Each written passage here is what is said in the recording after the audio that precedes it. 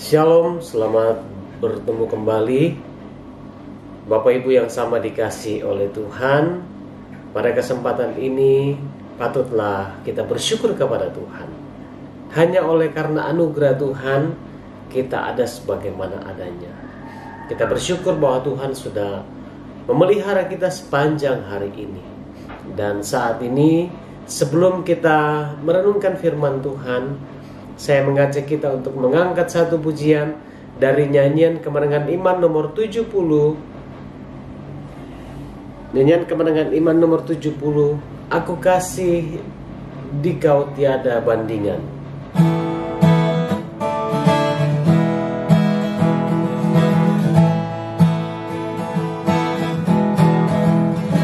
Aku kasih di kau Tuhan,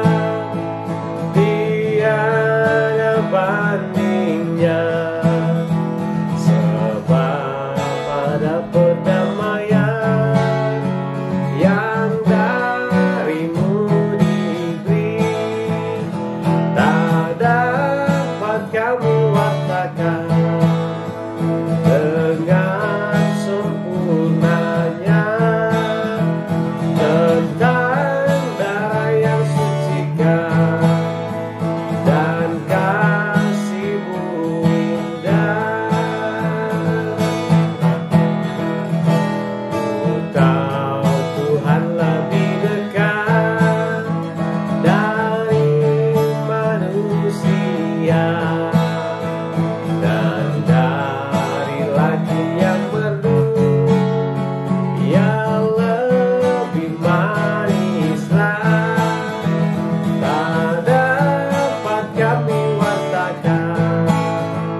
dengan sempurnanya tentang darah yang sucikan dan kasih-Mu indah. Mari kita berdoa. Terpujilah Engkau ya Tuhan, Allah kami yang hidup. Kami bersyukur pada saat ini atas pertolongan Tuhan yang telah menyertai, menuntun, dan memberkati kehidupan kami. Kami bersyukur kalau pada saat ini Tuhan masih memberikan kami kesempatan untuk merenungkan firman Tuhan, untuk memuji-muji Tuhan. Oleh karena itu Bapa, kuasai hati dan pikiran kami, agar penyembahan yang kami buat pada saat ini sungguh-sungguh menyenangkan hati Tuhan. Kami akan membaca, kami akan merenungkan firman Tuhan. Tuhan menolong kami untuk dapat memahaminya. Kami mengucap syukur di dalam nama Tuhan Yesus. Amin. Saudara-saudara yang kekasih di dalam Tuhan, pada kesempatan ini firman Tuhan kita akan renungkan bersama-sama. Saya pilih dari Yohanes 15 ayat 18 sampai 27. Yohanes 15 ayat 18 sampai dengan ayatnya yang ke-27. Yang akan saya bacakan pada saat ini ayat 18, 26 dan 27. Nanti Bapak Ibu, saudara-saudara yang kekasih, silakan membaca dari ayat 18 sampai 27 di rumah masing-masing ya.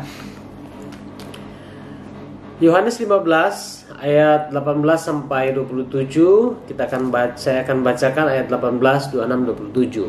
Firman Tuhan berbunyi seperti berikut. Jikalau dunia membenci kamu, ingatlah bahwa ia telah lebih dahulu membenci aku daripada kamu. Ayat 26, jikalau penghibur yang akan kuutus dari Bapa datang, yaitu Roh kebenaran yang keluar dari Bapa, ia akan bersaksi tentang aku. Tetapi kamu juga harus bersaksi, karena kamu dari semula bersama-sama dengan aku. Amin atas firman Tuhan. Bagian firman Tuhan ini kita akan renungkan di bawah satu tema, yaitu menjadi saksi Tuhan. Menjadi saksi Tuhan. Saudara-saudara yang kekasih di dalam Tuhan, bagian firman Tuhan kalau kita lihat bersama-sama, kalau kita perhatikan dari ayatnya yang ke-18, kita bisa menemukan bahwa Yesus telah memberikan pesan. Yesus telah menyampaikan kepada murid-murid, kepada setiap orang percaya, ya termasuk kepada kita sekarang, bahwa jikalau dunia membenci kamu, ingatlah bahwa ia telah lebih dahulu membenci aku daripada kamu. Saudara-saudara yang kekasih di dalam Tuhan, dalam pengiringan kita sebagai orang percaya kepada Kristus, ya menderita bagi Kristus itu berarti kita harus siap dan rela bila dunia membenci dan menolak kita, ya.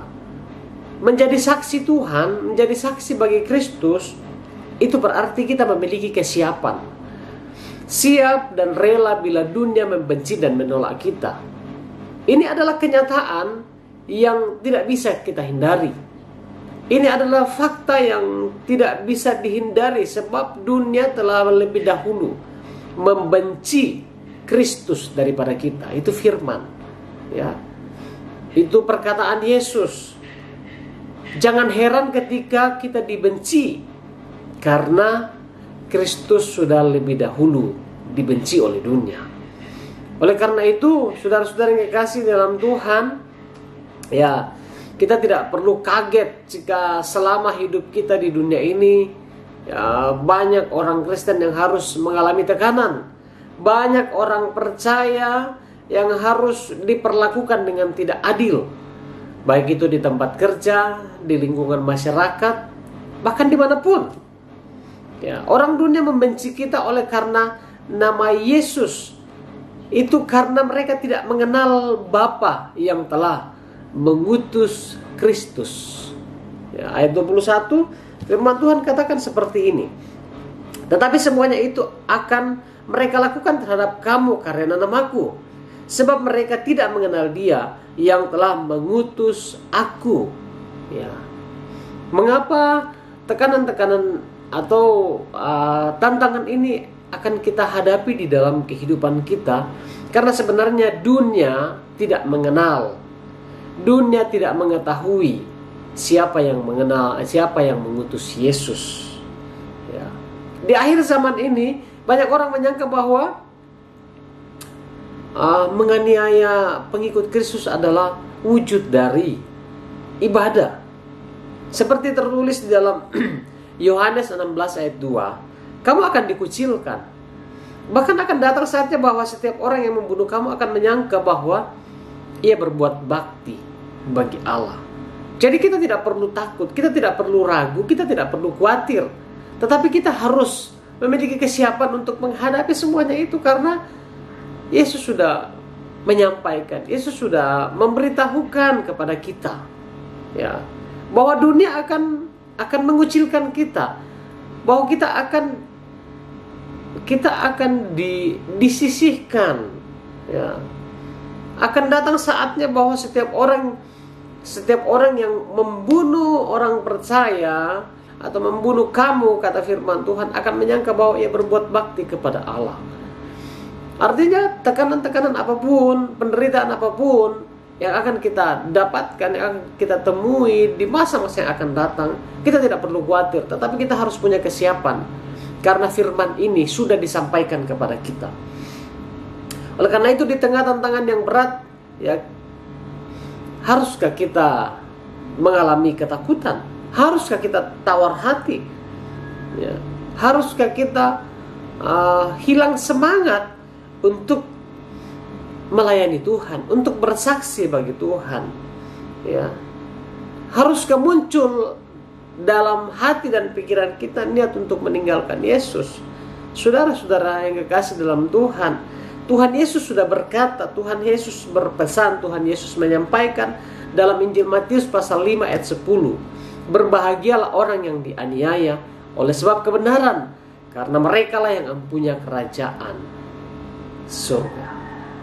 Wah, saudara-saudara yang kekasih dalam Tuhan, ya, ketika kita dianiaya, Yesus katakan berbahagialah engkau, karena engkau yang punya kerajaan surga. Ya. Menjadi saksi bagi Kristus, kita harus siap menanggung berbagai tantangan, menanggung berbagai tekanan, menanggung berbagai penderitaan hidup. Ya, Rasul Petrus juga menguatkan, memberikan semangat kepada kita. Di dalam 1 Petrus pasal 2 ayat 19 katakan, sebab adalah kasih karunia jika seorang karena sadar akan kehendak Allah menanggung penderitaan yang tidak harus ia tanggung. Tetapi jika kamu berbuat baik dan karena itu kamu harus menderita, maka itu adalah kasih karunia Allah. Ya. Saudara-saudara yang kekasih dalam Tuhan, menjadi saksi bagi Kristus adalah satu peluang untuk menikmati, merasakan kasih karunia Allah, untuk mengalami kasih karunia Allah di dalam kehidupan kita. Ya. Inilah satu tantangan yang harus kita hadapi di dalam kehidupan kita. Memang berat untuk menjadi saksi Tuhan, tetapi ketika kita memiliki kesiapan, kita akan diberikan kemampuan oleh Tuhan. Kita akan diberikan kekuatan untuk menanggung berbagai penderitaan. Ya. Petrus katakan, tetapi jika kamu berbuat baik dan karena itu kamu harus menderita, maka itu adalah kasih karunia Allah. Jadi apapun keadaannya, kita harus tetap setia mengiring Kristus sampai akhir kehidupan kita. Sebab kita tidak berjuang sendirian. Ya. Kita tidak berjuang sendirian. 1 Petrus pasal 9 sampai 10, semua saudaramu di dunia menanggung penderitaan yang sama, dan Allah sumber segala kasih karunia yang telah memanggil kamu dalam Kristus kepada kemuliaan yang kekal akan memperlengkapi, akan meneguhkan, akan menguatkan, akan mengokohkan kamu sesudah kamu menderita seketika lamanya. Artinya bahwa ketika kita siap untuk menjadi saksi Tuhan, Tuhan tidak akan membiarkan kita berjalan sendiri, dan kita tidak akan berjalan seorang diri. Tetapi firman Tuhan berkata, kita akan diperlengkapi, kita akan diteguhkan, kita akan dikuatkan, dan kita akan kokoh. Allah akan memperlengkapi kita dengan apa? Firman Tuhan yang kita baca di dalam ayat yang ke-26, jikalau penghibur yang akan kuutus dari Bapa datang, yaitu roh kebenaran yang keluar dari Bapa, ia akan bersaksi tentang aku. Ayat 27, tetapi kamu juga harus bersaksi, karena kamu dari semula bersama-sama dengan aku. Roh itu yang akan memperlengkapi kehidupan kita. Punya kesiapan dan akan menikmati kasih karunia dari Tuhan. Ya. Satu perintah dari Tuhan Yesus, Dia katakan bahwa tetapi kamu juga harus bersaksi. Ya. Ini tanggung jawab kita sebagai orang percaya di dalam kehidupan kita. Walaupun dunia membenci kita, walaupun dunia membenci Yesus, tetapi disinilah kita harus bertindak, kita harus berfungsi menjadi garam dan terang. Yesus katakan, kamu juga harus menjadi saksi. Saudara-saudara yang kekasih dalam Tuhan, Tuhan Yesus telah memberikan Roh Kudus kepada kita. Dia yang akan menyertai kita, Dia akan menolong kita dalam mengemban tugas sebagai pemberita Injil, sebagai saksi-saksi Tuhan di tengah-tengah dunia ini. Oleh karena itu, ya mari kita belajar dari kisah hidup Rasul Paulus yang setia melayani sampai garis akhir hidupnya. Pantang menyerah, pantang mundur, tetap maju bersama-sama dengan Tuhan, menjadi saksi bagi Tuhan. Ya. Matius 10 ayat 22, firman Tuhan katakan, kamu akan dibenci semua orang oleh karena namaku, tetapi orang yang bertahan sampai pada kesudahannya akan selamat. Haleluya. Biarlah ini menjadi kekuatan bagi kita untuk tetap menjadi saksi Tuhan di tengah-tengah dunia ini. Mari kita berdoa. Segala puji dan syukur kami persembahkan kepadamu Tuhan. Kami bersyukur bahwa melalui firman-Mu ini kami memperoleh kekuatan. Dan biarlah kekuatan yang Tuhan beri akan memampukan kami untuk terus siap menjadi saksi Tuhan di tengah-tengah dunia ini. Meskipun kami harus menderita, walaupun kami harus dibenci, meskipun kami harus mengalami penolakan, tetapi itu semua karena Tuhan yang akan memampukan kami menjalani kehidupan ini dan akan menikmati kasih karunia Tuhan. Bapa di dalam surga, tolong kami untuk dapat menghidupi firman-Mu selama kami hidup di dalam dunia ini. Di tengah-tengah persekutuan kami datang berdoa. Tuhan, Engkau memberkati jemaat-Mu dalam setiap kehidupan mereka, dalam hidup rumah tangga, dalam tugas tanggung jawab pekerjaan, setiap harapan dan kerinduan mereka. Tuhan yang akan menolong, Tuhan yang akan menyertai. Bapa, pada kesempatan ini Tuhan kami datang berdoa, mendoakan secara khusus bagi jemaat-Mu yang sedang dalam keadaan sakit. Kiranya Tuhan yang akan menjamah, memulihkan keberadaan mereka. Kami berdoa bagi anak kami Rifan. Kami berdoa bagi orang tua dari Ibu Imelda Tandirerum. Kami berdoa bagi orang tua Bapak Ruben Mangesa. Kami berdoa bagi Bapak Yakub Lakudu. Saat ini ya Tuhan, mereka sedang dalam keadaan sakit. Kiranya Tuhan akan menjamah mereka, menguatkan iman percaya mereka untuk tetap beriman kepada Tuhan, untuk tetap percaya kepada Tuhan bahwa setiap pergumulan yang terjadi ada maksud dan rencana Tuhan yang Tuhan akan nyatakan di dalam kehidupan mereka. Kami berdoa ya Tuhan bagi Bapak Seta Tok Rapang.